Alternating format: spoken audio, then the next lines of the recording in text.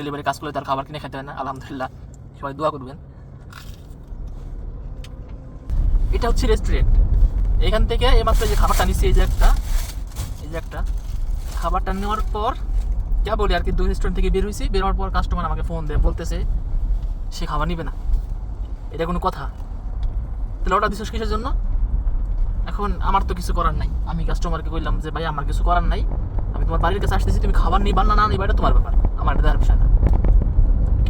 পরে কাস্টমার কয় না আমার বাড়ির সামনে আসবে না। আমি কই দেখ আমার রুলস বা আমার কোম্পানির যে নিয়ম এটা তো আমার পালন করতে হবে। তুই খাবার নেস না নেস তুই কোম্পানির সাথে কথা কয়, আমার সাথে কথা কয় কোনো লাভ নেই।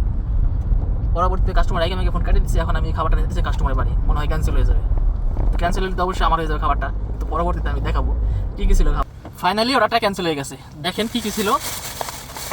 প্রথমে হচ্ছে রুটি, আর কি আছে, এটা হচ্ছে খাবার বুডু স্টেটাস হয়ে অনেকগুলা, গরম গরম আছে, এখন ঠান্ডা হয়ে আছে। কাস্টমার আগে ক্যান্সেল করে দিয়েছে, তো দাঁড়িয়ে দিয়ে ফোন করে দিয়েছে, কোম্পানি থেকে ফোন করে অর্ডারটা ক্যান্সেল করে দেয়। এটার মধ্যে কি, এটার মধ্যে সস টস আছে, কেচাপ সস এগুলা। যাই হোক, অনেকদিন পর অর্ডার ক্যান্সেল এলো। এখন তো ডেলিভারি কাজ করলে তার খাবার কিনে খেতে হয় না, আলহামদুলিল্লাহ। সবাই দোয়া করবেন।